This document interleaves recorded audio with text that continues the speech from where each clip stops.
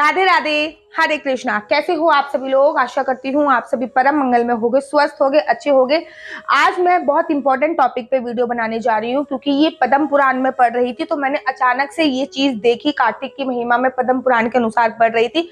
जब मैंने कार्तिक की महिमा पद्म पुराण के अनुसार पढ़ी तो पद्म पुराण में साफ साफ शब्दों में लिखा हुआ है कि कार्तिक में ऐसा करने से आपको मनवांछित फल की प्राप्ति होती है। और जो तुलसी माता होती है, वैसे तो तुलसी माता का महत्व हमेशा ही बहुत ज्यादा प्रिय होता है, लेकिन तुलसी माता का महत्व कार्तिक के महीने में अगर हम ये कहें कि बहुत ज्यादा हो जाता है तो शायद कोई गलती नहीं होगी।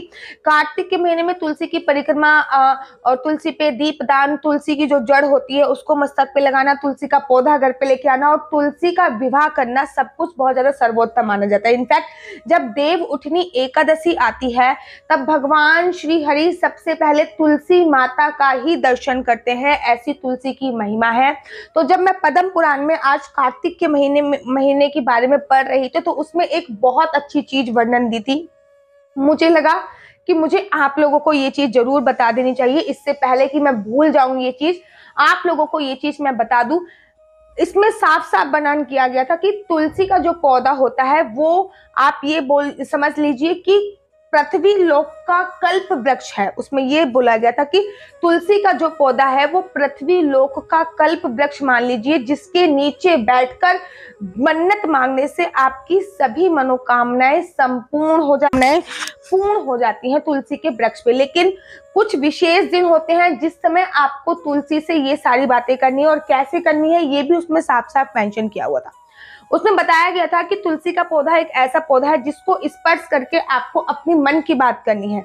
आपको तुलसी का पौधे से कार्तिक के महीने में टच करना है, स्पर्श करना है, कुछ विशेष स्पेशल दिन छोड़ के, जैसे कि अमावस्या पे तुलसी का पौधा टच नहीं करते हैं और संडे को तुलसी का पौधा टच नहीं करते। बाकी और दिन आपको तुलसी के पौधे को स्पर्श करना है, टच करना है, मतलब अपनी जो वाइब्रेशंस है, अपना जो ओरा है वो तुलसी को देना है। और फिर आपको तुलसी माता से बात करनी है, अर्थात वनस्पति से जो बात करनी है। और तुलसी माता तो दो चीजें ऐसी हैं जो बहुत जल्दी पूरी करती हैं। एक फाइनेंशियल प्रॉब्लम, आर्थिक प्रॉब्लम तुलसी माता बहुत जल्दी पूर्ण करती हैं, और नंबर 2 विवाह संबंधित जो प्रॉब्लम होती है वो बहुत जल्दी दूर करती है। तो आपको तुलसी के पास सबसे पहले एक आटे का दिया दान करना है। आप ये काम सुबह भी कर सकते हैं, शाम को भी कर सकते हैं, क्योंकि आटे का जो दिया होता है वो हमेशा मनोकामना के लिए चलाया जाता है। तो आटे का दिया आप तुलसी पे चढ़ाइए, घी के दिए के साथ लंबी बत्ती तुलसी पे लगाई जाती है, विशेषकर ध्यान दीजिए। तो आटे का दिया तुलसी के पास रखिए और तुलसी के पास ही बैठ जाइए। अगर तुलसी का पौधा बड़ा है तो उसके नीचे बैठ जाइए। अगर तुलसी का पौधा बड़ा नहीं है, किसी गमला इत्यादि में लगा हुआ है, तो उसके पास बैठ जाइए। आप उसको स्पर्श कीजिए और स्पर्श करने के बाद आपके जो मन की बात है कि मेरा काम सही नहीं चल रहा है, मेरा धंधा सही नहीं चल रहा है और मैं प्रमोशन नहीं हो रहा है, या फिर बहुत ज्यादा फाइनेंशियल प्रॉब्लम है, आप कृपया करके तो मतलब अपने मन की बात जैसे आप किसी से बोलते हो, अपने बहन से, भाई से, भाभी से, वटेवर, वैसे ही अपने मन की बात अपना सखा समझ के, अपनी सहेली समझ के आप तुलसी माता से वो मन की बात बोलिए। और मेरा दावा है कि तुलसी से आप जब भी मन की बात डेफिनेटली बोलोगे तो जल्दी से जल्दी वो तुलसी माता इसको पूरा करने की संपूर्ण कोशिश करेंगी। ऐसा पद्म पुराण में वर्णन आया है, मैं नहीं कह रही हूँ। दूसरी बात, इसमें ये भी लिखा था बड़े बड़े अक्षरों में कि तुलसी माता 2 ऐसी चीजें हैं जो बहुत जल्दी संपूर्ण करती हैं। नंबर 1 विवाह संबंधित प्रॉब्लम, नंबर 2 आर्थिक प्रॉब्लम। अगर किसी लड़के का विवाह नहीं हो रहा तो वो विष्णु भगवान के मंदिर में जाके 11 को देव उठनी एकादशी पर विष्णु भगवान के मंदिर में जाके आपको एक बांसुरी देनी है, या फिर तुलसी माता के समक्ष एक बांसुरी रख देनी है 11 को एकादशी वाले दिन। और जिन लड़कियों का विवाह नहीं हो रहा है उनको तुलसी माता को श्रृंगार चढ़ाना चाहिए। श्रृंगार में 5 आइटम जरूर होने चाहिए। अलता जिसको पैर में लगाते हैं, रंग जिसको बोलते हैं वो, एक बिंदी जरूर होनी चाहिए, महावर तो अलते में ही आती है, सिंदूर जरूर होना चाहिए, कुमकुम और मेहंदी और चूड़ी जरूर होनी चाहिए। 5 चीजें तो जरूर होनी चाहिए।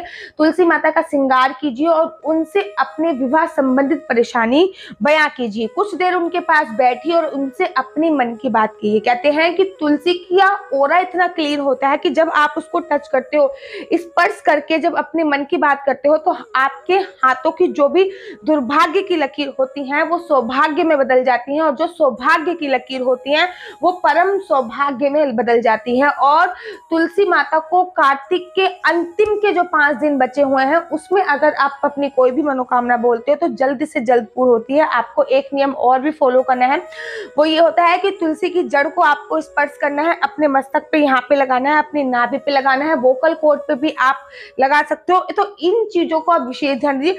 तुलसी से अपनी वार्तालाप कीजिए और तुलसी से जब भी आप बातें करें, तुलसी से जब भी मन की बात करें तो ध्यान रखिए कि एक आटे का दिया जला के तुलसी के पास अवश्य रखिए। और फिर तुलसी माता को टच करते हुए, तुलसी माता के पत्तों को टच करते हुए आप अपनी ये सारी बातें बोल सकते हैं। दिया जलाते वक्त इस सावधानी रखिए कि दिया पृथ्वी पर डायरेक्ट नहीं जलाना है, क्योंकि साफ साफ लिखा है, पृथ्वी मैया साफ साफ बोलती है कि पूरी दुनिया का भार उठाने वाली पृथ्वी माँ दिए के तप का भार नहीं उठा पाती। इसलिए नीचे आप चावल रख सकते हो, 11 है तो चावल नहीं रख सकते, बाकी अनाज रख सकते हो, और कुछ भी रख सकते हो आप। कुछ नहीं तो फिर आप थाली में ही या फिर किसी प्लेट में भी वो दिया रख सकते हो। और उसके बाद आप तुलसी माता को टच करते हुए ये सारी बातें करनी है। और तुलसी माता से जब आप बातें करते हो तो डेफिनेटली वो आपकी बातें बहुत ध्यान से सुनती हैं और उनको संपूर्ण जरूर करती हैं। तो तुलसी की महिमा कार्तिक के महीने में अपनी अनंत है, और इसीलिए तुलसी को हरि प्रिय है बोला गया है, विष्णु प्रिय बोला गया है। और साथ ही के साथ ये भी बोला जाता है कि जिसके गले में तुलसी माला होती है उसकी कभी भी अकाल मृत्यु नहीं होती। तो कोशिश कीजिए कि तुलसी माला 11 खत्म होते होते या कार्तिक मास खत्म होते होते आपके गले में जरूर आ जाए। कोशिश कीजिए कि आपके घर के हर मेंबर गले में तुलसी माला जरूर पहने। और आशा करती हूँ कि आपको मेरी वीडियो अच्छी लगती होगी। अगर आपको मेरी वीडियो अच्छी लगती है तो आप अपना यूट्यूब चैनल हरि बोल को लाइक शेयर सब्सक्राइब करना बिल्कुल भी मत भूलिए। तब तक के लिए मुझे दीजिए इजाजत। राधे राधे, हरे कृष्णा, हरि।